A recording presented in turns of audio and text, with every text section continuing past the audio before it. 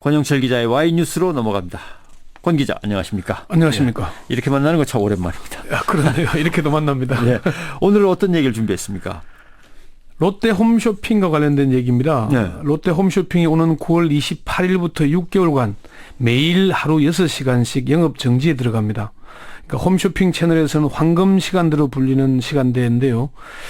6개월간 이런 영업 정지를 한다는 게 초유의 일이긴 합니다. 롯데에서는 동일한 사안으로 이중 징계를 받았다면서 소송도 불사하겠다는 입장이지만 정부에서는 지난해 재승인 심사 과정에서 허위 서류를 제출한 것으로 드러난 만큼 과도한 징계가 아니라는 입장입니다. 그래서 롯데 홈쇼핑은 왜 부관 참시를 당했다고 주장할까? 이렇게 주제를 정해봤습니다. 부관 참시하니까 상당히 격합니다. 요즘도 그런 무서운 용어를 쓰는군요. 이게 그 조선시대 사화에서 주로 쓰던 용어 아닙니까? 예. 죽은 뒤에 큰 죄가 드러난 사람에게 내려진 극형을 말하는데 요즘에는 과도한 이중 처벌을 받을 경우에 부관 참시라고 이렇게 말하기도 하는 모양입니다. 예. 롯데그룹의 한 고위 임원은 롯데 홈쇼핑에 대한 중징계에 대해서 부관 참시를 당했다.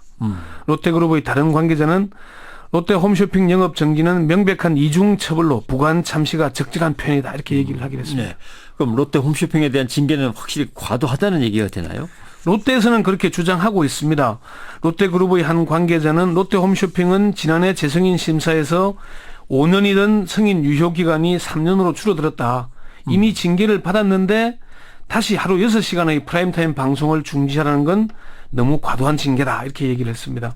롯데그룹의 다른 관계자는 미래부가 재승인 심사에서 솜방망이 처벌을 했다는 비판을 받으니까 가장 센 징계를 내렸다. 강한 징계로 실수를 만회하려는 의도가 있는 것으로 보인다. 이렇게 얘기를 하기도 했고요. 롯데 홈쇼핑은 재승인 심사 과정에서 임직원 범죄 사실을 고의로 누락하거나 진실을 은폐한 사실이 없다. 신고 사실이 누락된 부분이 있다고 해도 감당하기 힘든 처분이다. 이렇게 주장을 하고 있습니다. 정말로 롯데 홈쇼핑에 대해서 너무 과도한 징계냐? 이제 이건데. 그 판단을 내리기 전에 홈쇼핑이 왜 징계를 받게 됐는지 한번 따져보기로 하죠.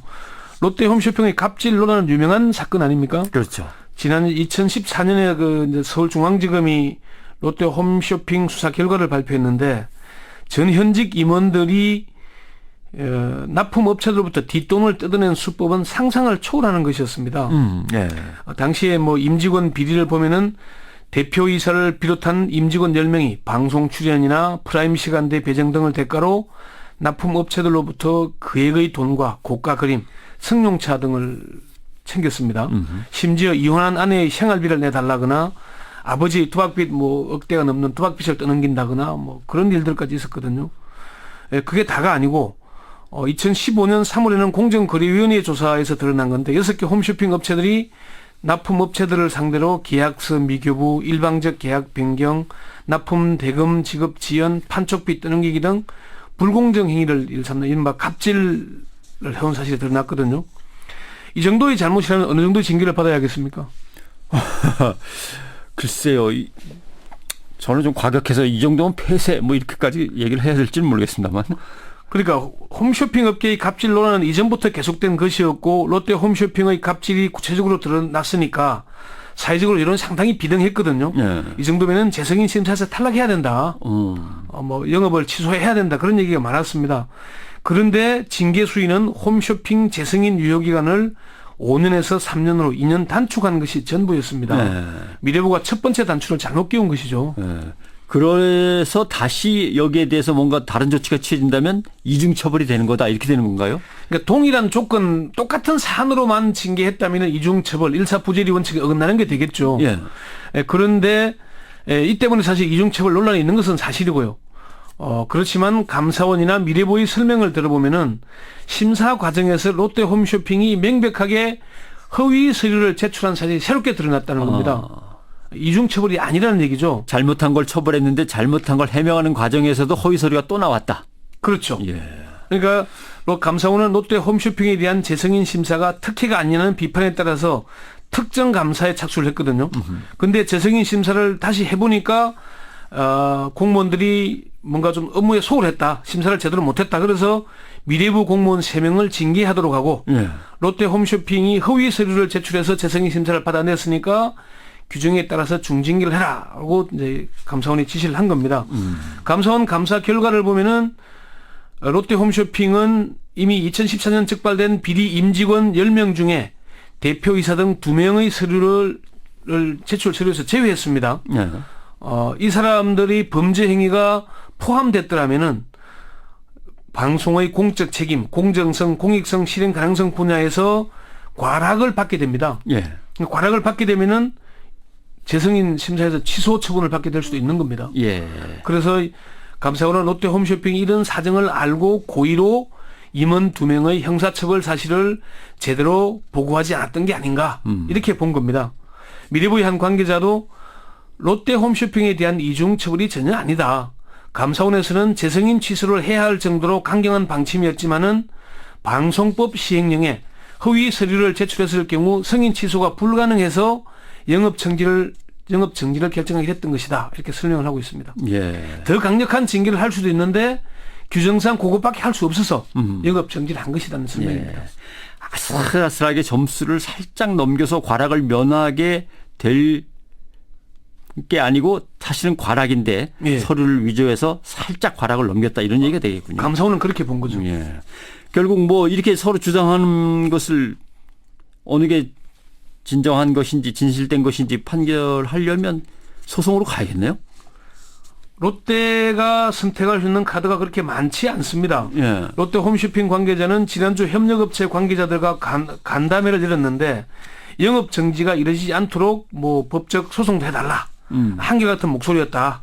뭐 그렇게 그런 여론이었다고 하면서 집행정지 가처분 신청과 함께 행정소송을 검토하고 있다 이렇게 얘기를 했습니다. 예. 그렇지만 그룹 차원에서 좀 신중한 입장을 보이고 있습니다. 롯데그룹의 한 고위 임원은 주변에서는 소송을 하라는 여론이 높지만 국가기관과 정면 충돌하는 게 적절한지 고민 중이다. 소송은 최후의 수단으로 고민하고 있다. 이렇게 얘기를 했습니다. 예. 그런데 최근에 각 대기업 그룹들이 행정당국으로부터 하나씩 상당히 좀 타격을 입고 있단 말이죠. 이것저것 비리들이 들춰지고 하면서 결국 다음은 롯데 순서 아니야 이런 얘기도 나왔던 것 같고 결국 정권 차원에서 롯데그룹을 손보는 거 아니냐 그런 얘기들은 나돌아요. 사실 그런 얘기가 박근혜 정부 초기부터 나돌았습니다. 네. 이제 박근혜 정부 들어서 이명박 정부에서 가장 잘 나갔던 기업이 사돈기업인 효성, 롯데, CJ, 이 뭐 대학 동문이다, 뭐 친분이 있다, 뭐 이런 관계들이 많이 있었잖아요. 네. 그래서 그런 그룹들이 잘 나갔으니까 박근혜 정부 들어서는 당연히 효성과 CJ는 이미 사정의 칼날을 비켜가지 못하고 총수가 뭐 처벌받고 있지 않습니까? 그렇죠. 그래서 그 다음 타깃은 롯데그룹이라는 얘기가 파다했고요.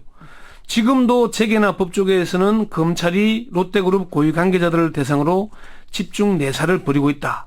또는 뭐 다른 사정기관들이 롯데를 들여다보고 있다. 그런 얘기들이 뭐 나돌고 있습니다. 네. 롯데그룹 관계자들에게 물어보면은 그런 얘기를 듣기는 했다. 이렇게 얘기는 합니다. 그러면서 최근 상황을 보면은 쓰나미가 몰려오는 듯하다. 이렇게 얘기를 합니다. 롯데그룹은 지난해부터 불거진 신동주, 신동빈 행정관의 경영권 다툼, 그리고 면세점 심사에서 롯데월드점이 탈락했죠. 그렇죠. 또 그리고 최근 불거진 면세점 입점 로비 의혹 관련해서 검찰의 수사가 진행되고 있고요.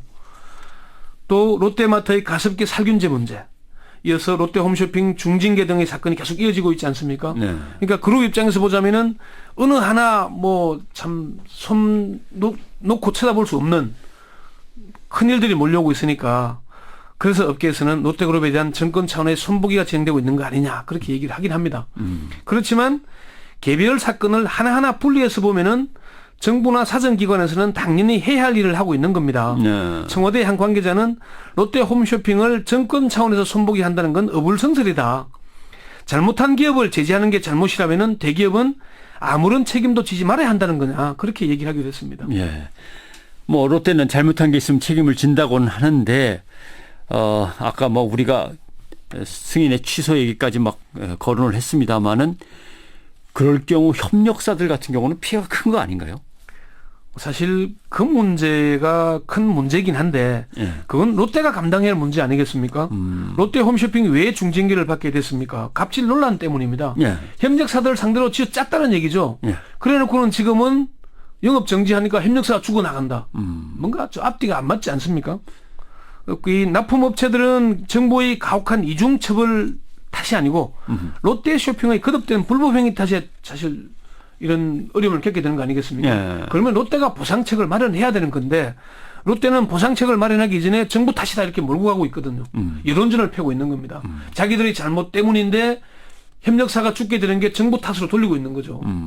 우상호 그 더민주 원내대표가 그렇게 얘기했지 않습니까? 경제 논리를 내세워서 대기업이 불법을 저질러도 봐줘야 되는 거냐. 어허. 항상 불법 문제가 나오면은 대기업은 경제 문제를 들고 나오지 않습니까? 그렇죠. 예. 이 문제에 대해서는 우리 국민들이 다시 좀 제대로 봐야 되지 않을까. 예. 그렇게 생각합니다. 알겠습니다.